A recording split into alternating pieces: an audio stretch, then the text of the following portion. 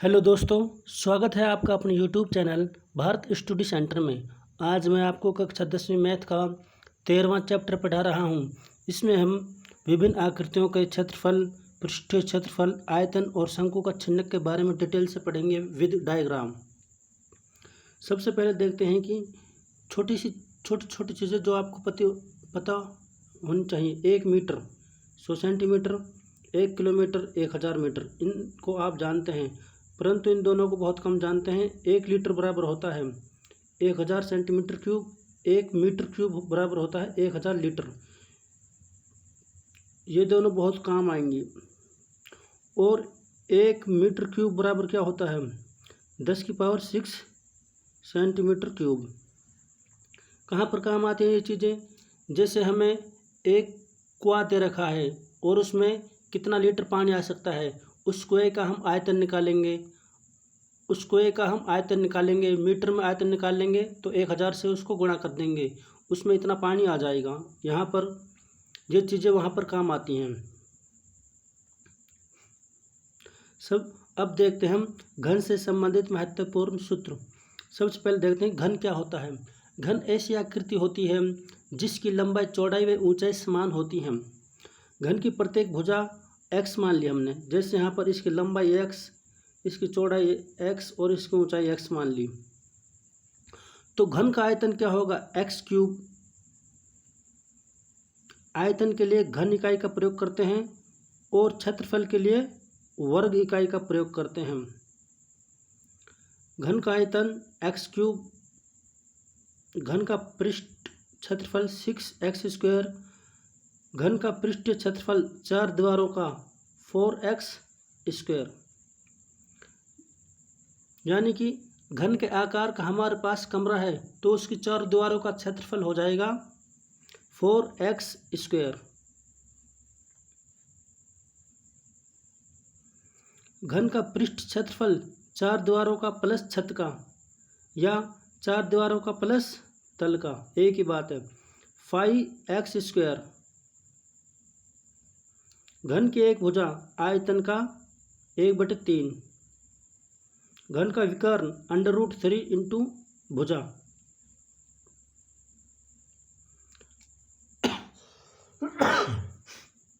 अब देखते हैं घनाभ। घनाभ क्या होता है? घनाभ ऐसी आकृति होती है जिसकी लंबाई, चौड़ाई व ऊंचाई भिन्न भिन्न हो, घनाभ कहलाती है। जैसे ईंट घनाभ आकृति है। घनाभ प्रकार की आकृति है ईंट। इसमें इसकी लंबाई L है, ऊंचाई h और चौड़ाई b। लंबाई, चौड़ाई, ऊंचाई। इसका आयतन क्या होगा LBH, लंबाई गुणा चौड़ाई गुणा ऊंचाई। घनाभ का विकर्ण √L² plus b² plus h²। घनाभ का पृष्ठीय क्षेत्रफल, यानी कि जैसे माना कि हमारे पास एक घनाभ आकार का कमरा है तो उसकी 4 दीवारों का क्षेत्रफल प्लस छत का क्षेत्रफल प्लस फर्श का क्षेत्रफल, यह हो गया 2 into LB plus BH plus HL।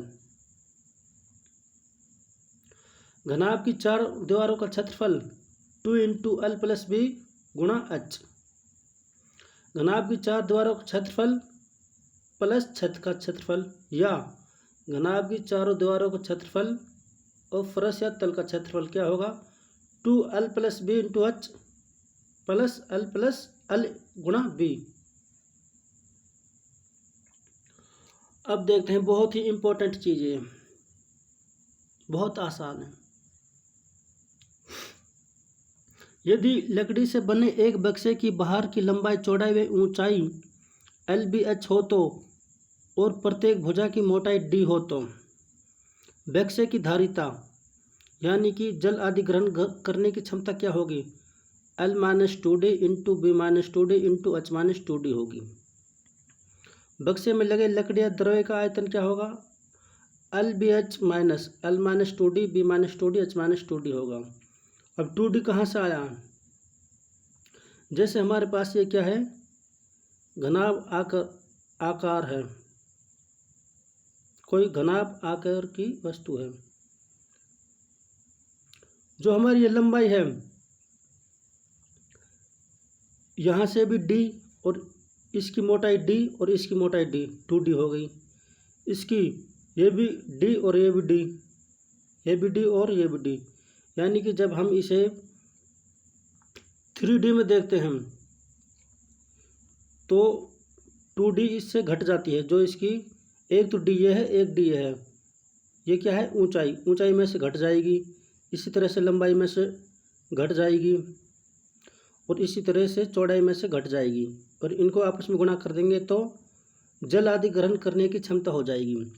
यानी कि हमारे पास एक घनाभ आकार का कुआं है तो उसमें कितना पानी आएगा, तो उसकी जो दीवार हैं उनको घटा देंगे।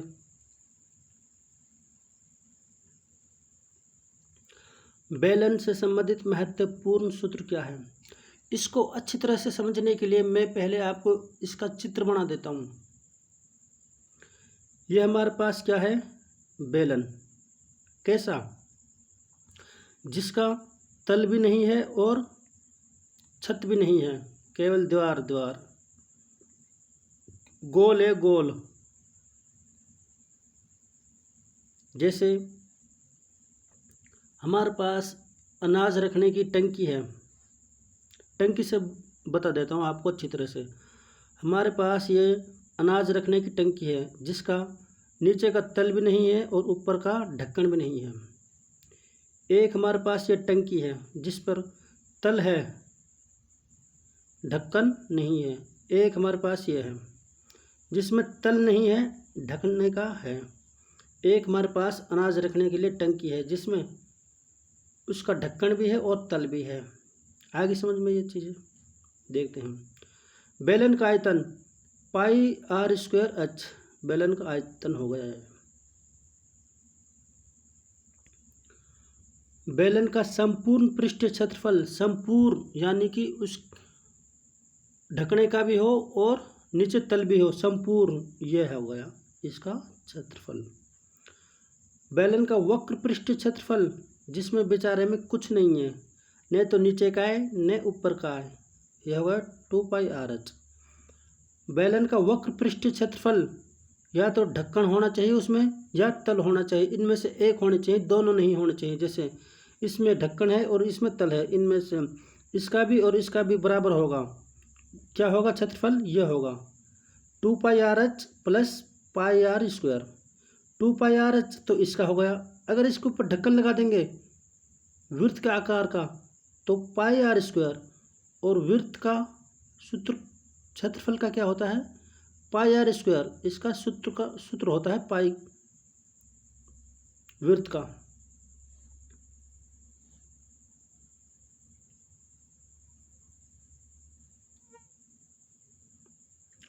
शंकु से संबंधित महत्वपूर्ण सूत्र क्या है? अब शंकु के बारे में पढ़ते हैं। यह हमारे पास शंकु है, यह भी शंकु है परंतु इस पर ढकने का सामान नहीं है। ये शंकु है, इसमें से डिनोटेड क्या कर रखा, यह है अल तिर्यक ऊंचाई, और यह है एच ऊंचाई, और यह क्या है आर, ये आर हो गई, ये तिर्यक ऊंचाई, ये ऊंचाई। एच शंकु की ऊंचाई, एल शंकु की तिर्यक ऊंचाई, आर शंकु की त्रिज्या। अब देखते हैं शंकु की तिर्यक ऊंचाई कैसे निकालेंगे। L = √h² plus r²। शंकु का आयतन 1/3 πr² h। शंकु का वक्र पृष्ठीय क्षेत्रफल πrl, πr l को क्या लिख सकते हैं हम, √h² प्लस r²। शंकु का संपूर्ण पृष्ठीय क्षेत्रफल, यानी कि शंकु के ऊपर, इसको मैं बताऊंगा पीछे, πrl plus πr²। πr common आ गया, l प्लस r। ये हमारे पास शंकु है, यह हमारे पास शंकु है और ये इसका ढकने का है। इसका तो क्षेत्रफल यह हो गया और इसका क्षेत्रफल यह हो गया। ठीक है जी। गोला, यह हमारे पास गोला है, यह खोखला गोला है, अर्धगोला है, संपूर्ण अर्धगोला। गोल गोला क्या है, अर्धगोला क्या है? अर्धगोला मान लो आप कटोरा है, कटोरा, और कटोरे के ऊपर कुछ ढक देते हैं, संपूर्ण अर्धगोला हो गया। आइए देखते हैं इनसे संबंधित महत्वपूर्ण सूत्र। गोले का संपूर्ण पृष्ठीय क्षेत्रफल 4 पाई आर स्क्वायर, गोले का आयतन 4/3 पाई आर क्यूब, अर्धगोले का वक्र पृष्ठीय क्षेत्रफल 2 पाई आर स्क्वायर, अर्धगोले का संपूर्ण पृष्ठीय क्षेत्रफल 3 पाई आर स्क्वायर। यहाँ में 2 है, इसमें 3 है। एक पाई आर स्क्वायर कहाँ से आ गया? जो कटोरे के ऊपर ढक्कन रखा था। अर्धगोले का आयतन 2/3 पाई आर क्यूब। जैसे ये हमारे पास क्या है? अर्धगोला, कटोरा, ये क्या है? अर्धगोला, और यह है ढकना।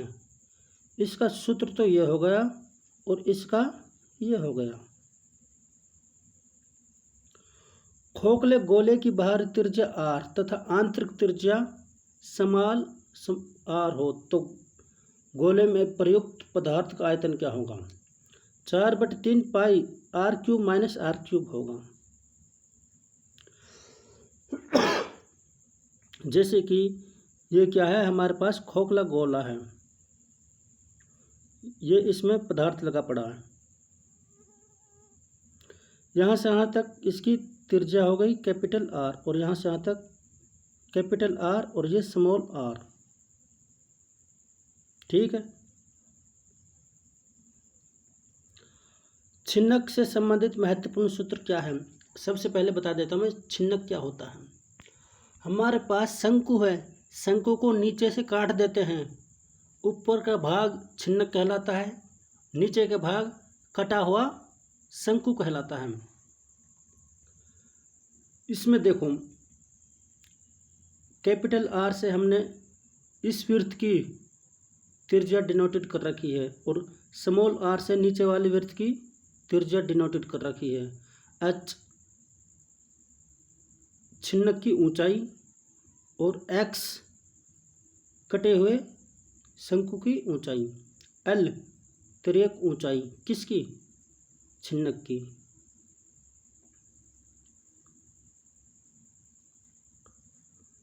अब देखो आर तथा आर वृत्त की त्रिज्या हैं। ठीक है जी। एच छिन्नक की ऊंचाई, और एक्स बचे शंकु की ऊंचाई, जो कटा शंकु है नीचे वाला उसकी ऊंचाई है। छिन्नक का आयतन 1/3 pi h r square plus r into are.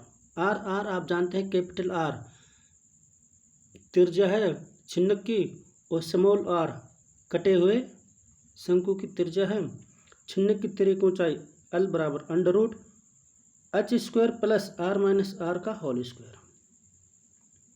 अब इधर देखो छिन्नक का वक्र पृष्ठीय क्षेत्रफल, इसका यह छिन्नक, इसका वक्र पृष्ठीय क्षेत्रफल pi l r plus r. बाल्टी का क्षेत्रफल, यह हमारी बाल्टी नुमा हो गई, pi r l plus r plus pi r square. ठोस छिन्नक का संपूर्ण पृष्ठीय क्षेत्रफल pi r square plus l into r plus r, यह होगा इसकी। अब इनमें अंतर देखो, ये भी छिन्नक है, ये बाल्टी है, और ये छिन्नक है। इसमें ऊपर भी सर्कल है और नीचे भी सर्कल है, तो इसका क्षेत्रफल तो यह हो गया। इसमें नीचे नीचे सर्कल है, इसका क्षेत्रफल यह हो गया। इसमें नीचे भी सर्कल नहीं है और ऊपर भी सर्कल नहीं है, इसका क्षेत्रफल यह हो गया। ठीक है, इनको ध्यान से देख लो। जितने भी सूत्र बनते हैं इस चैप्टर में मैंने आपको डिटेल से बता दिए हैं, और डायग्राम तो काट काट कर बताए हैं। Thanks for watching my video.